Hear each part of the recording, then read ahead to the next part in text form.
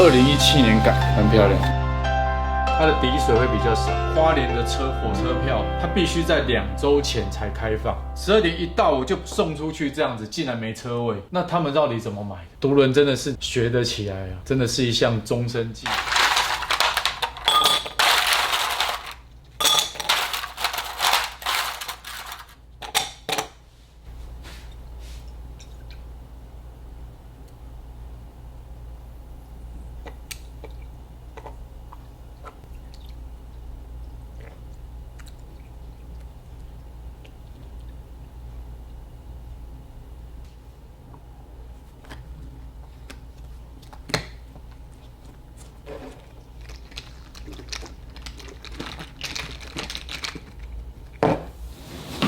好，午安，刚邮局回来，2点14分。这一件是一位台中的 Fish， 他改了2017年改的，3年。来看一下他的问题。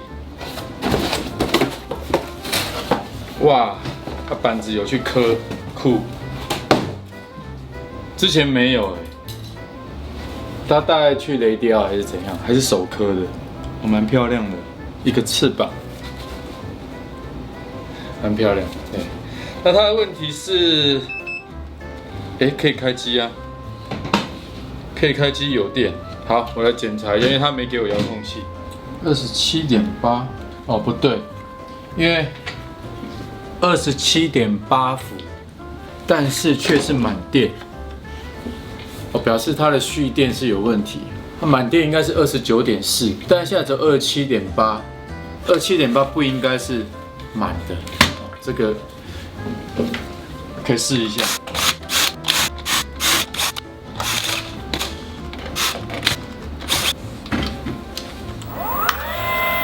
好，后来把电池换掉，对，现在都正常了。那待会就把它寄回去。好，现在是3点18分，还有一些时间，我可能出去晃一下。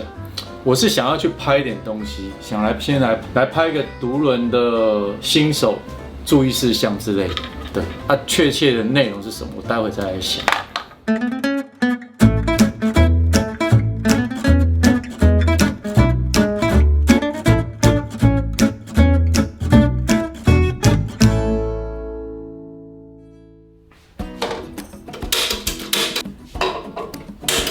好，晚安。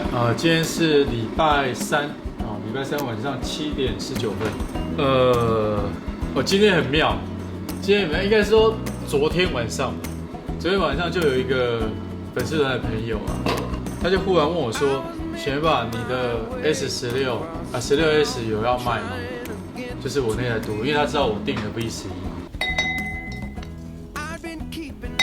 我发现这个 TCA 3跟我之前的 TCA 3不一样，它比较瘦长。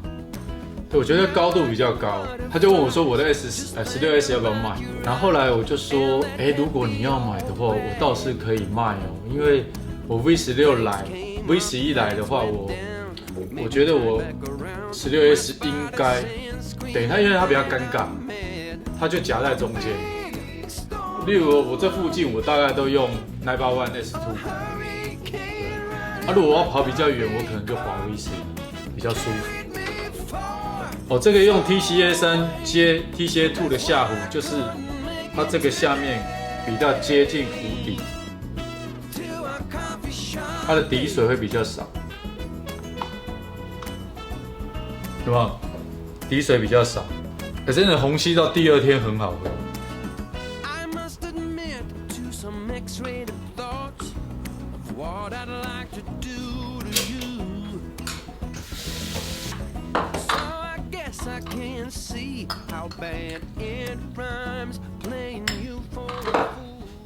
然后后来他就问我，就说可以哦。后来他说他正在考虑我这一台16S 或者是 Emotion 的 V10F V10F 比较也是蛮大台的，对啊。V10下一台就是 V11了嘛 ，V10F 他就说他想一下好了，明天早上就今天早上再回我。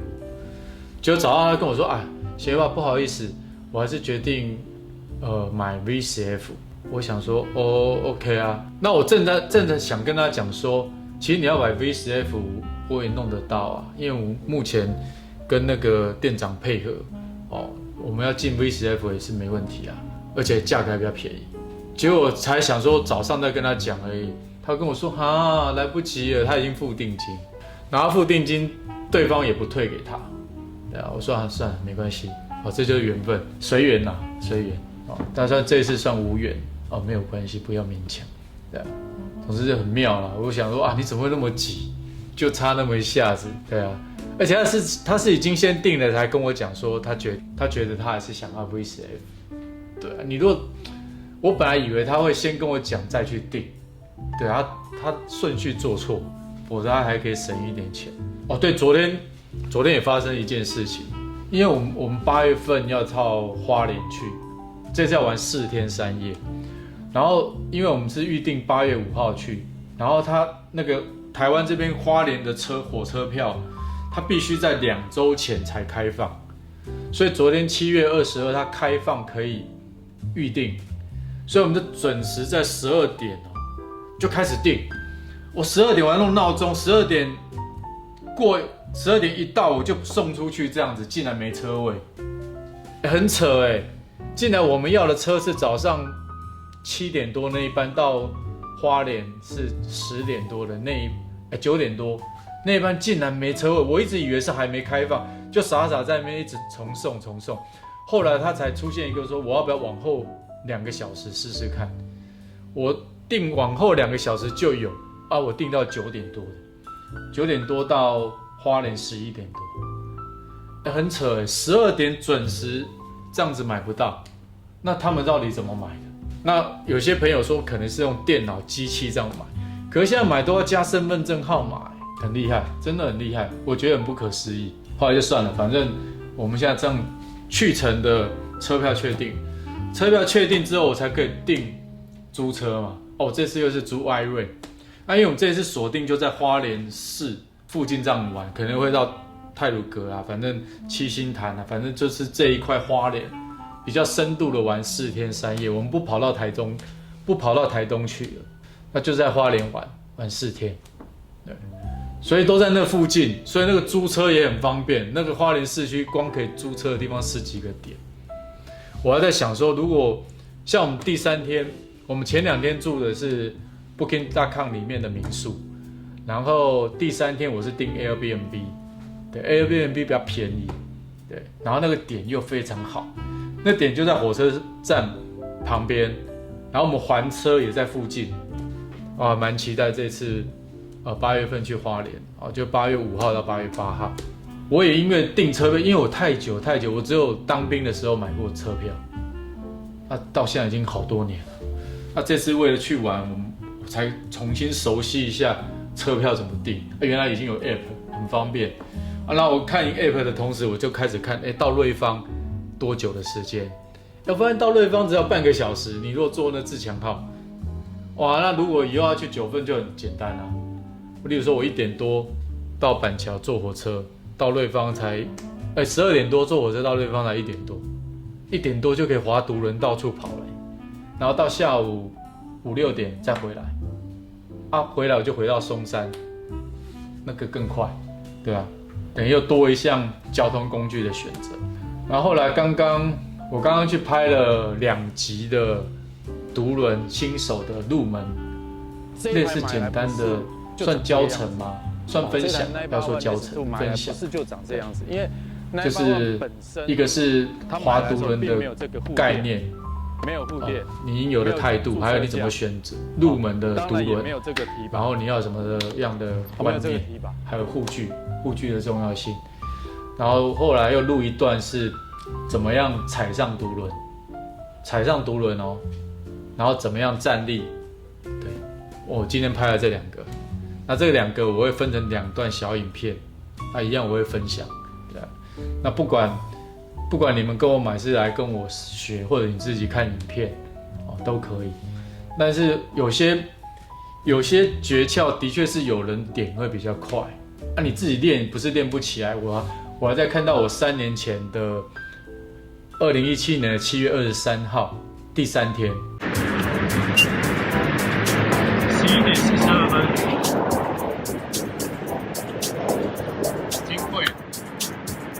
我已经能滑了，那个影片我已经可以在那个小巨蛋前面扭来扭去了，对啊。那第一天是7月21号，我那朋友帮我侧拍的影片，我今天也找到我都有放到粉丝团，对啊。你自己来看第一天、第3天，真的有不一样。后来第4天我就开始跑那个，我平常以前有3年前，我曾经晚上会去跑河滨哦，从我家跑到松山，再跑回来，一圈大概10公里。我觉得独轮真的是只要你有兴趣，然后你又学得起来啊，真的是一项终身技能。真的，我是这么觉得，很方便。但是你如果短程我还是比较喜欢玩滑板，因为滑板那个轻便性比较高了，独轮毕竟有点重。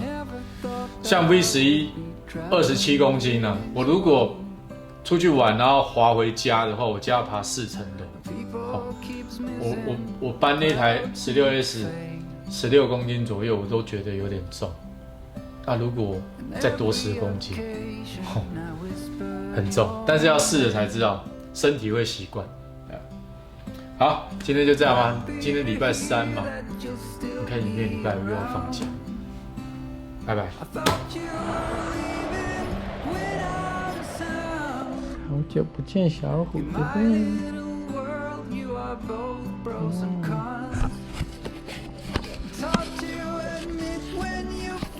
你越来越小只哎。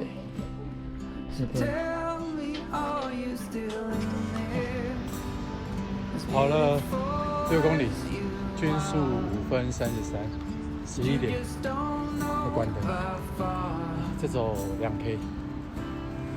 特别的名是 Mickey。